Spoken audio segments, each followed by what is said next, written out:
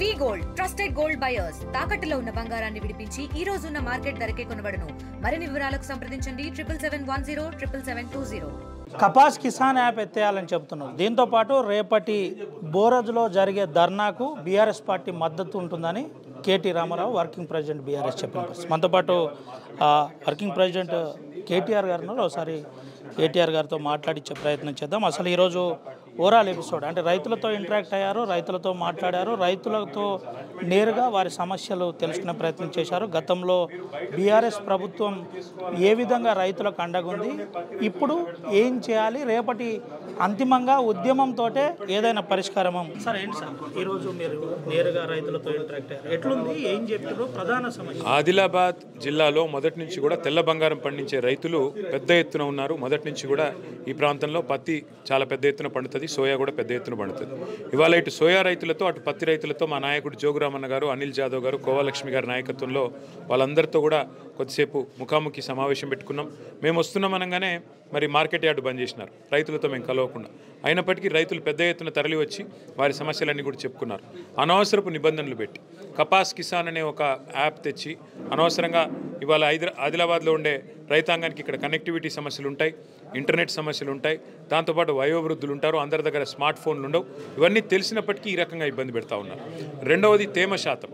తేమ వచ్చేదే వర్షపాతం వల్ల, అదేవిధంగా చలికాలంలో వస్తుంది.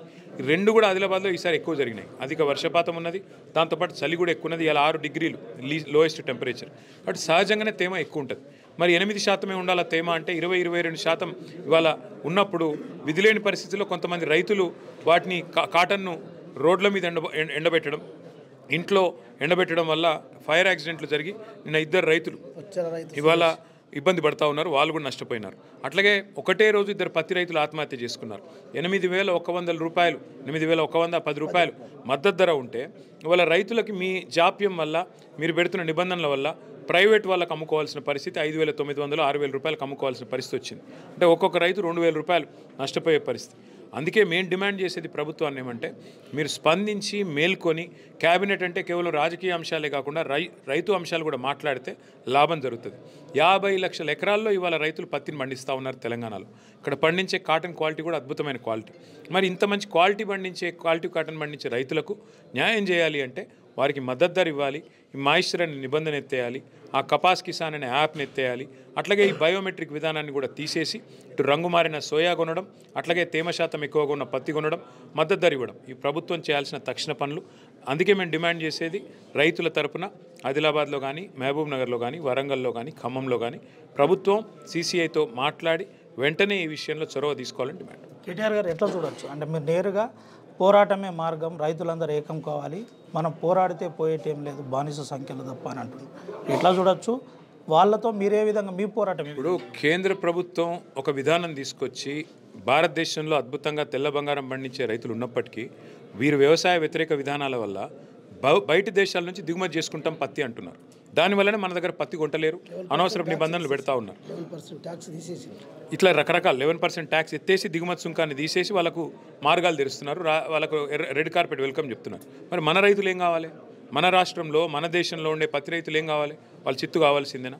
అందుకే పోరాడితే పోయేది ఏం లేదన్నది. అందుకే కేంద్ర ప్రభుత్వం ఇవాళ ఇతర దేశాలకు దాసోహం అంటున్నప్పుడు మరి మన రైతుకు మరి ప్రత్యామ్నాయం ఏమున్నది ఈ వ్యవసాయ వ్యతిరేక ప్రభుత్వాలలో? అందుకే 21 నాడు ఇక్కడ ఆదిలాబాద్లో అన్ని రైతు సంఘాలు కలిసి పెద్ద ఎత్తున రహదారుల దిగ్బంధం ఇచ్చోడ దగ్గర, బోరజ్ దగ్గర పిలుపునిచ్చారు. అందులో మా పార్టీ కూడా పాల్గొంటుంది. అన్ని సంఘాలతో పాటు మేము కూడా పాల్గొని కేంద్ర రాష్ట్ర ప్రభుత్వాలకి వాళ్ళ నిష్క్రియాపరత్వానికి, వాళ్ళ చేతగానితనానికి, వాళ్ళ రైతు వ్యతిరేక విధానాలకు వ్యతిరేకంగా పోరాటాన్ని ముందుకు తీసుకొని పోతాం. ఇందులో రైతులు కూడా పెద్ద ఎత్తున పాల్గొనాలని మేము విజ్ఞప్తి. పోరాటం అంటున్నారు, మీ కార్యకర్తలపై, మీ బీఆర్ఎస్ ప్రెసిడెంట్లపై వరుసగా కేసు నమోదవుతున్నాయి. దీనిపై వర్కింగ్ ప్రెసిడెంట్ వాళ్ళ రాజకీయ అంశాలు నేను మాట్లాడను, ఓన్లీ రైతుల అంశాలు మాట్లాడడానికి నేను ఆదిలాబాద్కి వచ్చినాను.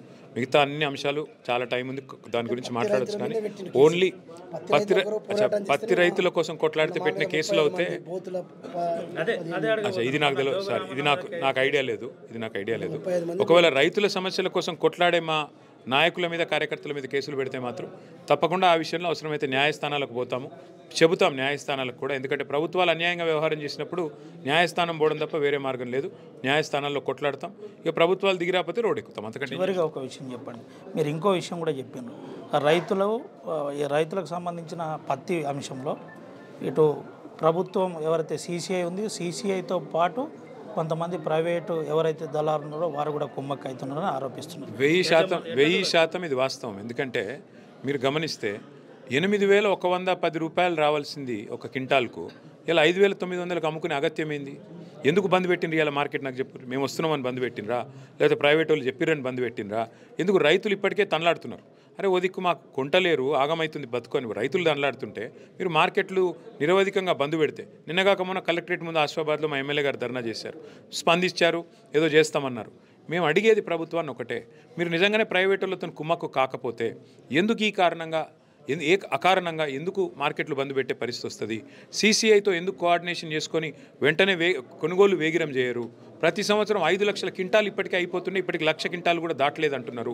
ఏ కారణం చేత ఇంత మందకొడిగా కొనుగోలు కొనసాగుతున్నాయి? ఈ ప్రశ్నలకు ప్రభుత్వం సమాధానం చెప్పాలా, సీసీఐ కూడా సమాధానం చెప్పాలి. ఏం చెప్తారు రాష్ట్ర ప్రభుత్వానికి బీఆర్ఎస్ వర్కింగ్ ప్రెసిడెంట్? ఒక్కటే మాట రాష్ట్ర ప్రభుత్వానికి చెప్పేది, రాజకీయ అంశాలు ఎప్పటికీ ఉంటాయి, కానీ రైతుల అంశాలు సీజన్లో, ముఖ్యంగా వాళ్ళు అమ్ముకునే సీజన్లో కష్టపడి మీరు రుణమాఫీ పూర్తిగా చేయలే, రైతు బంధు చక్కగా ఇయ్యలే, కరెంటు చక్కగా ఇస్తలేరు, అయినప్పటికీ తనలాడి వాళ్ళు మొత్తం పంటలు పండిస్తున్నారు.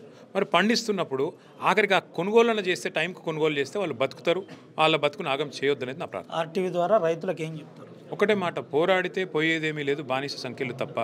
పోరాడితేనే తెలంగాణ వచ్చింది, పోరాడితేనే సమస్యల పరిష్కారం జరుగుతుంది తప్ప ఈ మందకొడిగా దళసరి చర్మం ఉన్న ప్రభుత్వాలు బుద్ధి రావాలంటే ఖచ్చితంగా కొట్లాడాలి, రైతులకు అండగా నిలబడాలి. అందరం కూడా రైతు బిడ్డలమే కాబట్టి అందరం కూడా అండగా నిలబడాలి. Thank you.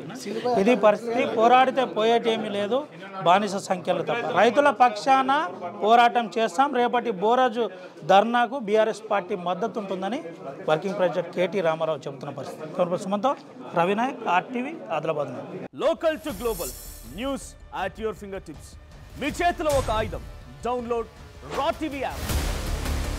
Media legend Ravi Prakash is back.